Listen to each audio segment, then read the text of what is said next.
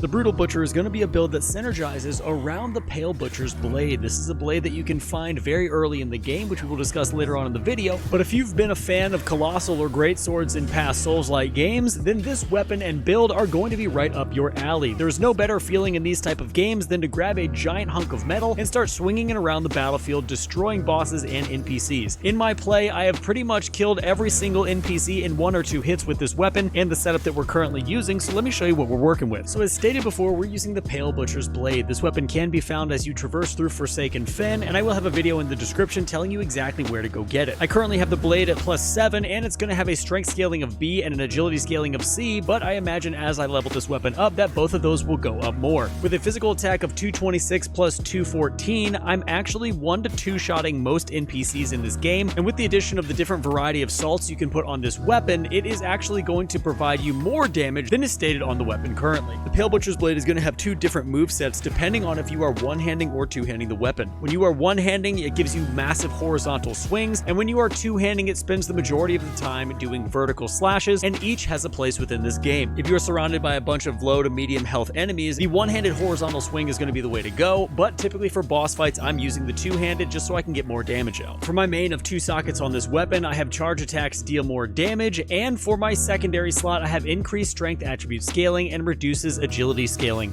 Because this is a strength build, we're going to need all the strength scaling we can get just so we can pump out more damage. As far as the first rune with the charge attacks increasing more damage, it is a little bit of high risk, high reward, but if you can get those charge attacks out, you're going to go from doing about 800 damage to about 1000 damage in a swing. Now, as far as our throwable item we're going to be using the enhanced short javelin. This is going to have a strength scaling of B and an agility scaling of B as well, and it also does a really solid amount of damage with the physical damage being 287 plus 316. This damage does scale based on your strength, so the more strength you have, the more damage that this particular weapon is going to do. However, I will say when it comes to throwable items, this is always personal preference for me. If you have a throwable item that does a specific status effect buildup that you would like, definitely use that one, but this is just the one that I've chosen. And when it comes to our armor, I wanted to have as much physical damage mitigation as possible, while at the same time not going into the super heavy encumbrance. So right now we are using the Pieta's helm, we're also using the Crimson Rector armor, we're going to be using the Ruiner sleeves, and the Paladin leggings. All of this is purely aesthetic, and it gets us right up to the very edge of medium to heavy encumbrance, so this is going to overall provide us a fantastic amount of damage mitigation,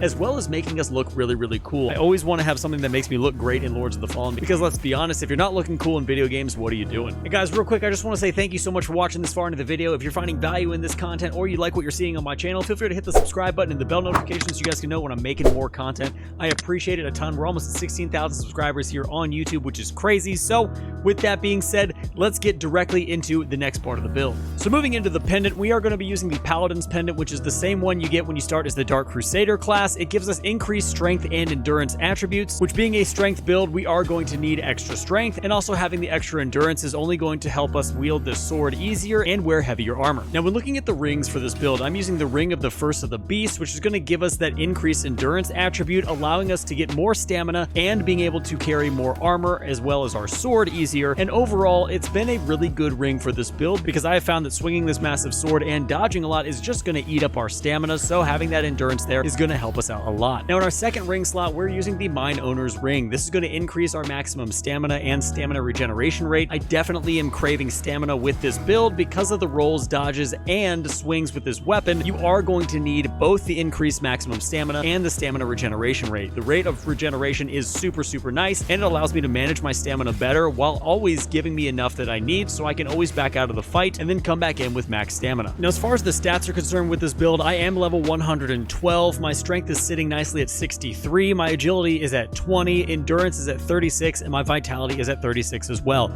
I haven't touched Radiance or Inferno because I've never needed any of those for this build, and I also started with the Dark Crusader class. So the way you want to pour stats into this build when starting with the Dark Crusader is you want to get your vitality up to about 20 right away because the beginning of the game can be quite punishing. Next, I would put about 25 into strength, and then finally get your 20 into agility just so you can wield the Pale Butcher's blade. And after you have those base stats, you want to push strength as high as you can while maintaining a comfortable amount of your health, and then put endurance in where you feel that you need it personally. I found you technically don't need to go any higher than 60 strength unless you absolutely want to, but your damage does start to cap out around that point. Now, some final thoughts for the build here. I really like the diversity of how I can use different salts to allow myself to succeed in whatever area of the game I am playing. If there's a boss that has weakness to holy, you can add some holy salts. If there's a boss that has weakness to fire, you can add burn salts. There are so many different things you can do and so many different ways that you could potentially play this particular build that it constantly is providing a fun and engaging experience, and the use of grand swords in this game is always really fun. I will say, when using a grand sword and swinging around at enemies, you do need to watch your step, because there have been many times with this build where I have fallen off the edge because I'm standing too close while swinging and it just takes me over with the NPC. But guys, with that being said, that's going to be it for this particular build. I hope you guys enjoyed it. Let me know what you think down in the comments. If you do like what you're seeing and you find value in this content, make sure to subscribe, hit the bell notifications so you can know when I'm making more content. We are about to pour out a ton of Elden Ring and Lies of P videos as well, so if you're enjoying the Souls-like genre, I hope to see you around a lot more. If there's something that I didn't cover in the video that you wanted to see, leave it down in the comments below, and until next time, stay safe, enjoy the game,